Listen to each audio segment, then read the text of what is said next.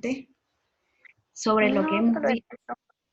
Ya, entonces vuelvo a repetir, introducción a la gastroenterología, semiología de abdomen, en esófago, hemos visto enfermedades del reflujo gastroesofágico, 1, 2, atalasia, 3, trastornos motores, 4, divertículo de Schenker o epifrénico, 5, hernia hiatal y 6, cáncer de esófago.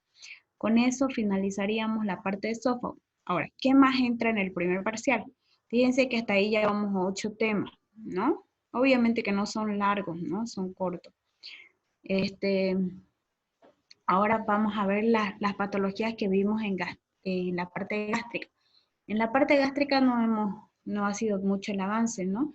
Hemos hecho una revisión sobre la anatomía del estómago, como siempre, la hago, la revisión anatómica, curvatura menor, mayor, antro, esfínter superior o cardias, esfínter inferior o píloro, las 4 capas del estómago, y el estómago está irrigado por la arteria gástrica izquierda, gástrica derecha, gastropiploica derecha y gastropiploica izquierda. ¿Ya? Así fue como vimos. Ahora, luego comenzamos a ver primero la gastritis aguda y crónica. Solamente nombré gastritis aguda y gastritis crónica. Y les había dicho que la gastritis aguda era pacientes que tenían la patología menor a 6 meses y crónica mayores a 6 meses. ¿Ya? ¿Y qué era la gastritis? Era la inflamación de la mucosa gástrica, ¿no es verdad? Ya. Después de la gastritis se puede dar también por 4 causas: la alimentación, la infección por el Helicobacter pylori, el AINE y el estrés, ¿no? Entonces, como consecuencia de eso, nos daba la úlcera gástrica, que ese sí fue un tema de gran avance, porque ya que la úlcera gástrica es prácticamente la destrucción de la mucosa gástrica por una inflamación constante de esta mucosa. Le volví a tocar aquí la etiología, los 4 cosas. La sintomatología que presentaba el paciente era dolor epigástrico, regurgitaciones, náuseas, vómitos, pesantez estomacal. Y al examen físico lo positivo era el dolor en el epigastrio. ¿Cómo hacíamos nuestro diagnóstico laboratorial? Le hacíamos los laboratorios de rutina, que ya saben cuáles son: el hemograma, glicemia, urea, creatinina, tiempo de protrombina, examen de orina.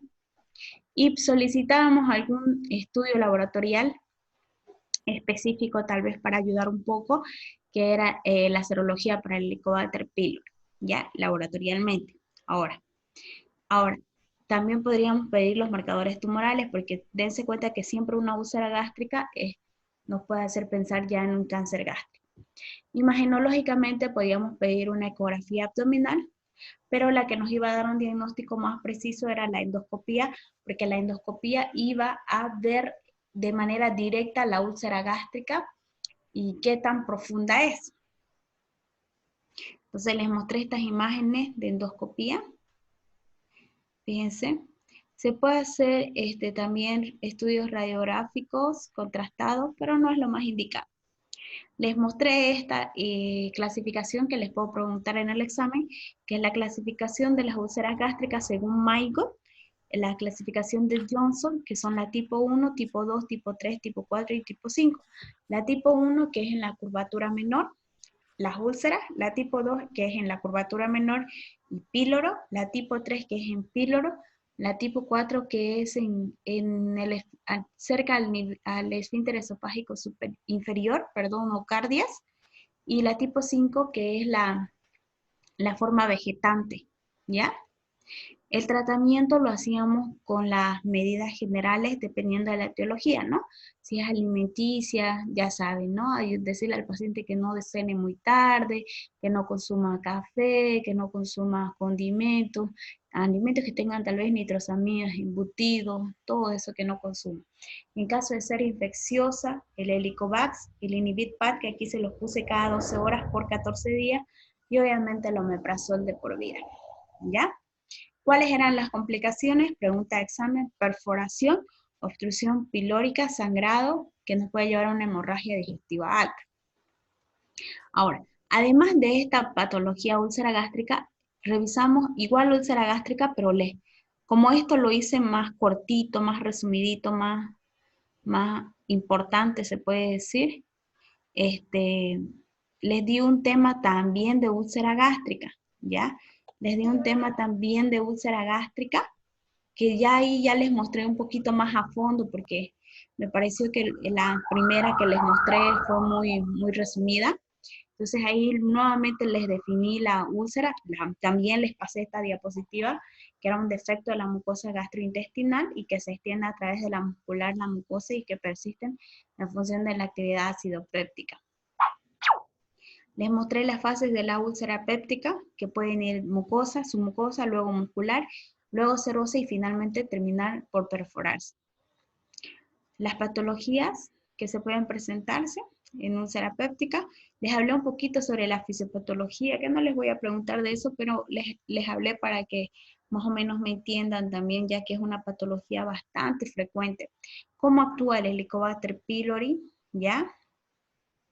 Provocando una gastritis predominante o una gastritis trófica, y esa gastritis trófica nos puede llevar a una gastritis atrófica predominante. Eso nos puede llevar, si no recibe un tratamiento, a una metaplasia intestinal, luego una displasia, y eso puede llevar a un cáncer gástrico. Vimos la etiopatogenia, que normalmente las úlceras gástricas están provocadas por el Helicobacter pylori en un 70 o un 80%, y un 25% por AINES, ¿ya? En la úlcera duodenal revisamos que también el Helicobacter pylori en un 90 o 95%, y 5% los AINES, ¿ya? Pero no estamos tocando úlcera duodenal. Entonces, solamente eso para ver la etiopatogenia. Hablamos sobre el Helicobacter pylori, sobre esta bacteria que ocasiona las úlceras gástricas. Doctora, disculpe, no nos está mostrando, solo nos está mostrando la portada de úlcera gástrica. Separó para compartir pantalla. A ver. Aquí. Ya, doctorita, gracias. Ahí recién se ve. ¿Ahora sí le está viendo? Sí, doctora. Ya. Entonces vuelvo a mostrarles un poquito úlcera péptica, las fases de la úlcera péptica o úlcera gástrica. Les hablé sobre la fisiopatología de la úlcera gástrica, la etiopatogenia, que es por el Helicobacter pylori, y un 25% por AINES, ¿no es verdad? Les hablé también sobre el Helicobacter pylori, el tipo de bacteria que ocupábamos, y el tratamiento aquí ya lo tocamos, pero un poquito más a fondo, no como en el otro, porque en el otro les había mostrado solamente una o dos diapositivas explicando el tratamiento que yo en lo personal utilizo. Pero aquí ya les hablé un poquito más a fondo sobre el tratamiento, que eran las medidas generales eficaces y no eficaces, los fármacos y la cirugía. ¿Bien? Entonces vimos también la parte de los antisecretores, los antihistamínicos, los antiácidos. No les voy a preguntar esto, ¿ya? Pero más que todo cómo actúa, ¿no? El omeprazol, que es prácticamente el medicamento que más utilizamos en este tipo de patologías, en varias, si se dan cuenta.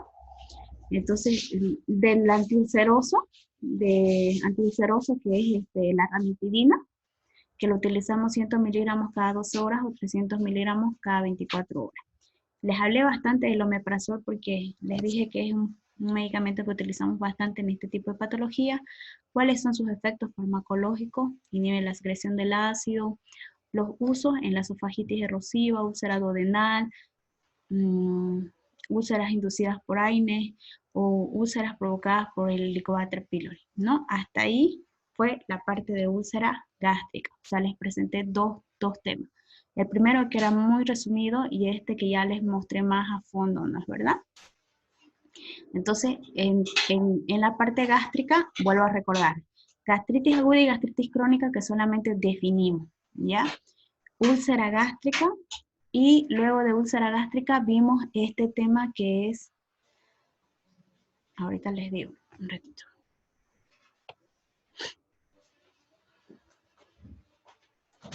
Este tema.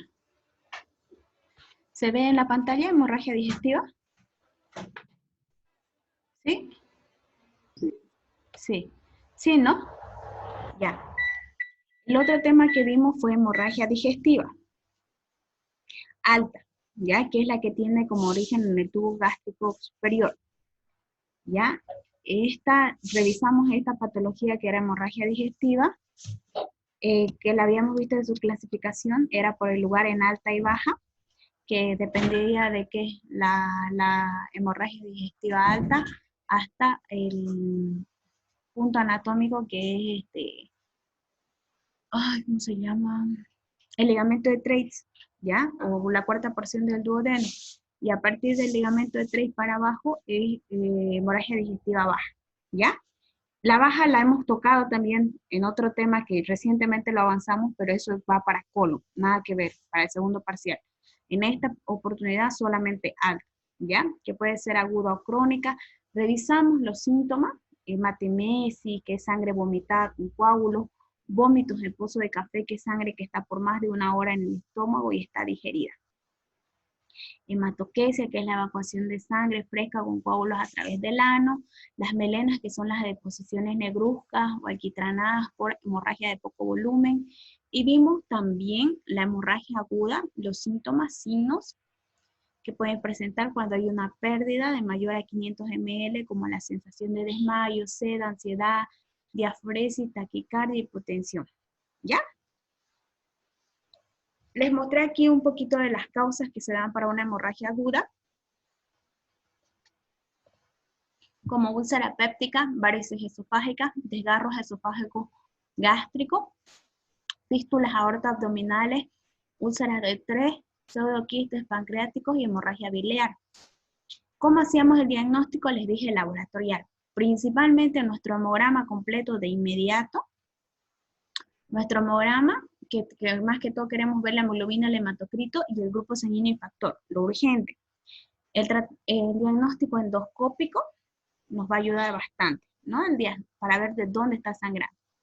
Puede ser por varices esofágicas, y aquí les explico un poquito sobre las varices esofágicas, que eran las dilataciones de las venas esofágicas, que muchas veces cuando estas son laceradas pueden romperse estas varices y provocar un sangrado, una hemorragia digestiva alta, ¿no?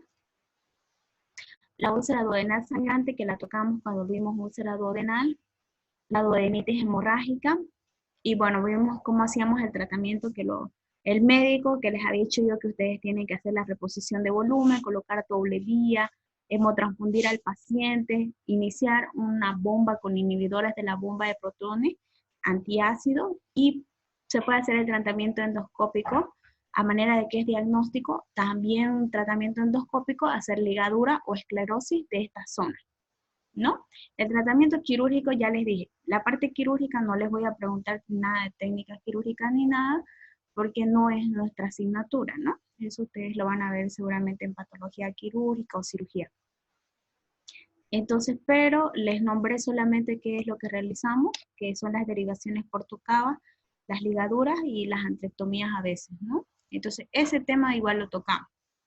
Y para finalizar el temario, vimos cáncer. Ahorita les muestro.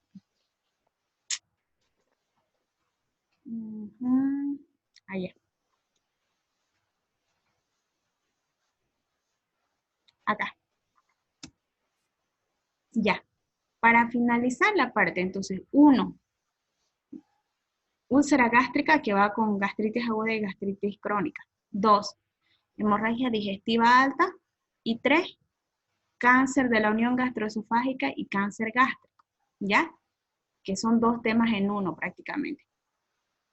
Aquí revisamos el cáncer de la unión gastroesofágica, ¿ya? El cáncer de la unión gastroesofágica, que es a nivel de la unión gastroesofágica, que fíjense que les había hablado un poquito sobre los adenocarcinomas, que puede ser de esófago distal, a nivel del cardias propiamente dicho, o en la parte del estómago proximal. Y les hablé sobre esta clasificación de Siewert, que es una clasificación que se utiliza para ver la localización del cáncer a nivel de la unión gastroesofágica, donde les nombré que el tipo 1 era en el esófago distal, el tipo 2 era en la unión gastroesofágica y el tipo 3 que era en el estómago proximal. Y ahí les mostré la imagen, ¿no? Y bueno, teníamos el tipo 4, que era un tumor extenso, ¿no? La epidemiología, que la habíamos visto que era por un esófago de Barrett, cuando está asociado a aumento en un reflujo gastroesofágico, cuando hay obesidad, ¿ya? ¿Y cuáles eran los factores de riesgo? Justamente era la inflamación crónica, la enfermedad por reflujo gastroesofágico, el esófago de Barrett, la infección por el Helicobacter pylori, exposición al tabaco y alcohol, obesidad, sexo masculino y raza blanca, ¿no? Entonces eso puede ser pregunta de examen. ¿Cuáles eran las manifestaciones clínicas de estos pacientes? La pérdida de peso progresiva, pero, ¿no? Y que además son pacientes mayores a 60 años, ¿no? Son pacientes mayores. Manifestaciones dispépticas puede tener el paciente acidez, distensión abdominal, epigastralgia, no relacionada con la ingestión de alimentos, y también hemorragia y vómito, ¿no? El diagnóstico justamente podemos hacer por nuestros laboratorios de rutina, ya lo saben cuáles son, nuestro hemograma, glicemia, hora, creatinina, para ver de manera general en el paciente, pero como laboratorialmente hay que pedir nuestros marcadores tumorales, les dije cuáles eran nuestros marcadores tumorales que pedimos para ver si es o no es un cáncer. Y nuestro diagnóstico específico va a ser la endoscopía, que el endoscopista va a ver justamente la imagen cancerosa o la imagen o tumoración que puede estar iniciando un cáncer, va a tomar una biopsia y eso se va a mandar a una anatomía patológica. Y ese es nuestro diagnóstico específico, la endoscopía más toma de biopsia. Podemos hacer otros estudios como la tomografía toracoabdominal o radiografía. La tomografía más que todo para ver si es que hay metástasis, ¿no? En alguna otra parte del cuerpo, cercano a la parte de, de la unión gastroesofágica, ¿no? Entonces aquí les muestro imágenes como radiografía varitada, puedo ponerlas en el examen, fíjense. Ustedes tienen que explicar qué estudio es y qué es lo que están viendo en la imagen. Y ahí ustedes dirán, este es un estudio de una radiografía contrastada de esófago, en el que se observa la dilatación del esófago con una estrechez a nivel de la unión gastroesofágica, o más propiamente dicho, la imagen en pico de pájaro, ¿no es verdad? Entonces así, ustedes pueden describirla. El tratamiento lo hacíamos según a la fase que encontrábamos o al tipo de cáncer. En las tipo 1 hacemos esofagectomía. Vuelvo a repetir, no voy a preguntar nada de lo que es tratamientos quirúrgicos, pero con que sepan cuándo es quirúrgico y hasta cuándo se hace un tratamiento paliativo o con quimio y radioterapia, eso es importante para mí, ¿ya? Y por último vimos la parte, justo después de cáncer de la unión gastroesofágica, vimos cáncer gástrico. Y en cáncer gástrico revisamos, ¿no? Que es un cáncer que se da a nivel del estómago, que puede ser, afectar a zonas relacionadas a este, puede ser en la porción pilórica o en el hiato diafragmático. Era muy importante la parte de la anatomía linfática para la posible vía de propagación del tumor, ¿ya? Me cansé, jóvenes. Ya, entonces vimos la parte de epidemiología y etiología. Les dije que muchos de estos pacientes que desarrollan un cáncer gástrico, el 90% son tanto por antecedentes genéticos o familiares, como también por la infección por el Helicobacter pylori, ya que es un preponderante y que ha aumentado la frecuencia de este tipo de cáncer. La incidencia es en personas mayores de 50 a 70 años, una relación varón-mujer de 2 a 1. Y bueno, aquí les mostré esta imagen que me parece que es muy importante, que es la patología gástrica progresiva. Fíjense que aquí cuando hay una infección por el Helicobacter pylori en una mucosa gástrica normal, va a irse a una gastritis activa superficial. Me encanta esta imagen porque es cómo va evolucionando, ¿no? Si el paciente no recibe este tratamiento en una gastritis activa superficial, va a pasar a una gastritis activa profunda. Si no recibe tratamiento y continúa con la patología, va a ser una gastritis crónica atrófica. Y si no recibe tratamiento, va a ir a una metaplasia intestinal que nos puede llevar a una displasia y a un adenocarcinoma o cáncer gástrico, ¿ya? Entonces, es así como va evolucionando. Esta imagen es de esta diapositiva, bastante interesante, ¿no? Para que vean cómo va la evolución y que puede ser pregunta de examen, ¿ya?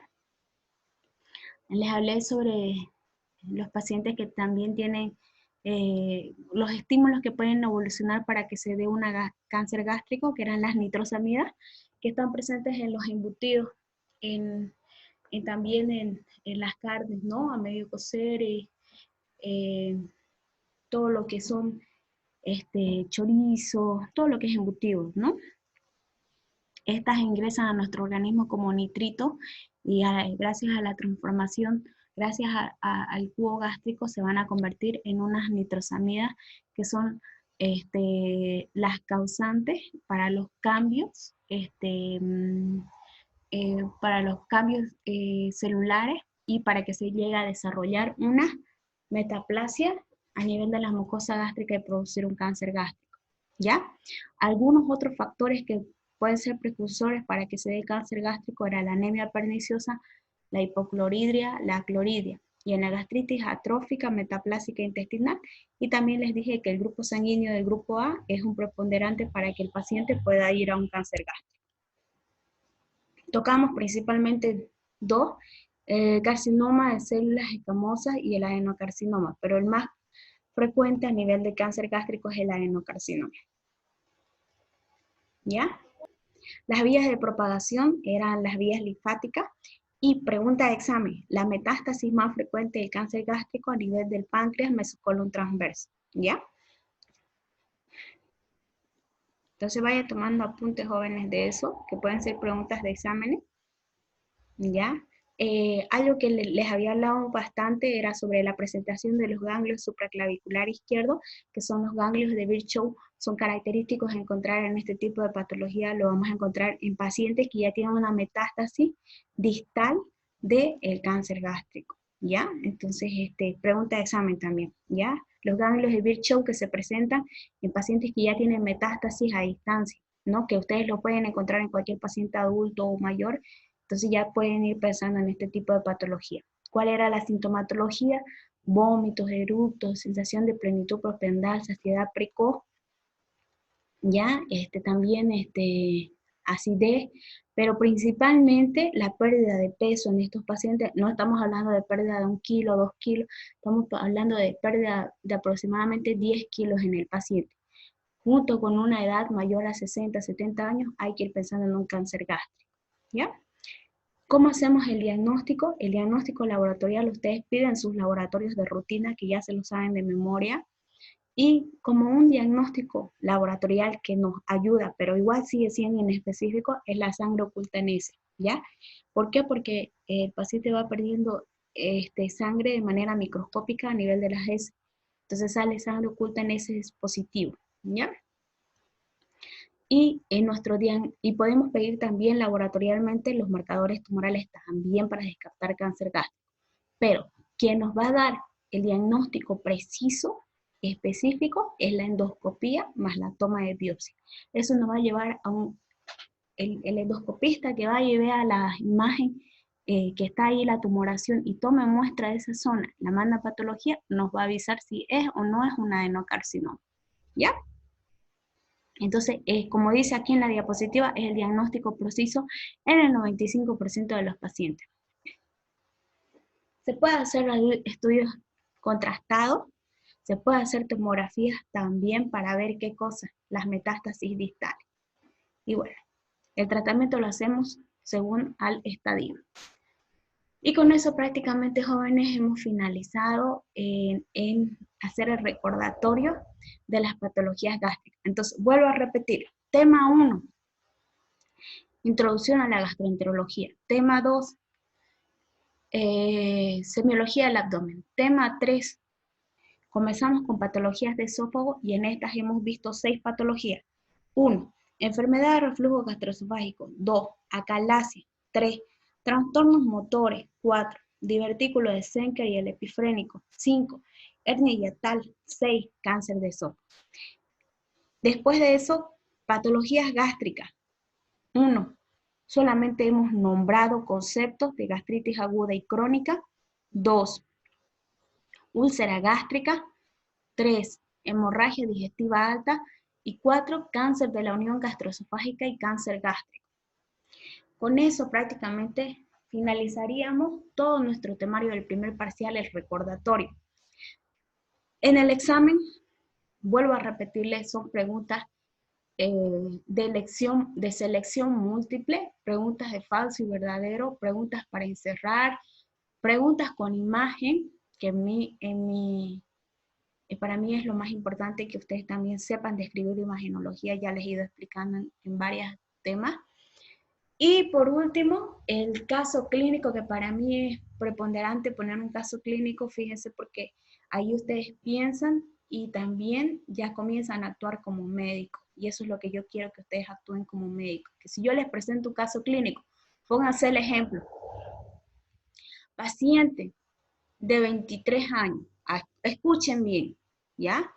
Paciente de 23 años, con un cuadro clínico de más o menos 2 años de evolución, que en los últimos meses ha sido agravado, presentando así, ¿qué cosa? Dolor retroesternal, náuseas, vómitos postprandiales, y en la última semana no tolera ni líquidos ni ningún alimento sólido, además de pérdida de peso. Pregunta, indique usted, 1, un diagnóstico o, ¿cómo se dice? Una impresión diagnóstica. ¿Cuál es tu impresión diagnóstica? Pregunta 2, ¿qué estudios laboratoriales e imagenológicos solicitaría? Y pregunta 3, ¿qué tratamiento iniciaría? Respuestas, jóvenes, escuchen. Les he puesto un ejemplo de un caso clínico que puede ser que les pregunte. Acalasia. Bien. ¿Quién dijo acalasia? Cuti. Cuti. Bien, Cuti. Bien. Ya el diagnóstico acalasia. Entonces, si tú sabes el diagnóstico, porque estás leyendo bien tu cuadro clínico, porque obvio dice pérdida de peso, pero no puede ser un cáncer porque el paciente tiene 25 años. Además, no tiene otros síntomas, ¿no? Como que no tolera el agua ni el sólido. Entonces, acalasia es la respuesta. ¿Ya? Ahora, ahora nos vamos a la segunda respuesta. ¿Qué estudios laboratoriales e imagenológicos solicitaría?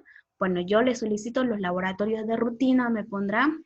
Puedo pedirle también serología para Chagas, pero mi estudio que me va a ayudar es el esófago contrastado o estudio contrastado de esófago, ¿ya? Y una endoscopía también. Y mi tratamiento puede ser según la inyección de Botox, dilataciones neumáticas, o por último hacer una cirugía que es una funduplicatura, ¿ya? Entonces, así es como se presenta. Entonces, fíjense que un caso clínico puede valerles casi la mitad de la nota, porque son 3 preguntas en uno y tienen que saberla resolver. ¿Tienen alguna duda, consulta, pregunta sobre todo lo que va a ser el primer parcial? Porque ya no vamos a tocar el primer parcial hasta que nos digan la fecha del primer parcial. Nos dicen la fecha, inmediatamente tomamos el examen. Obviamente que estas clases grabadas se las voy a pasar a su dispositivo para que puedan ver todo lo que hemos repasado y lo que hemos hecho, más que todo auge de que puede entrar más en el examen, ¿no? Para ayudarles. Entonces, son bastantes temas, jóvenes, son 6 temas de esófago, 4 temas de la parte gástrica, ahí nomás son 10 temas. Introducción y semiología son 12 temas. No son muy largos, ¿no? Porque no voy a sacar preguntas del libro, sino de todo lo que he explicado y todo lo que está en diapositiva. Pero si ustedes tienen ahorita el tiempo, bastante tiempo, y pueden revisar más los libros, sería bueno. ¿Ya, jóvenes? ¿Preguntas? Doctora, igual avanzamos con usted, úlcera gástrica y duodenal. Eso no entra, ¿no? Es solamente lo que mencionó. No, solamente úlcera gástrica. Úlcera duodenal entra Yeah. para el segundo parcial. Eso ya son patologías del duodeno.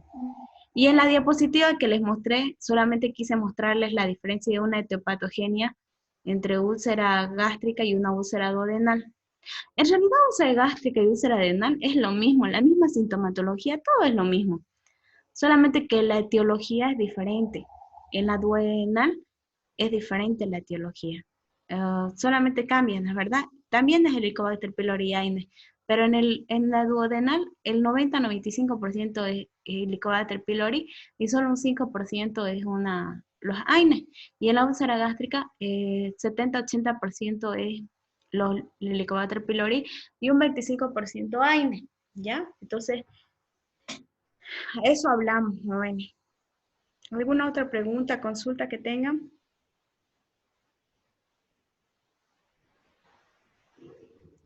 ¿Jóvenes?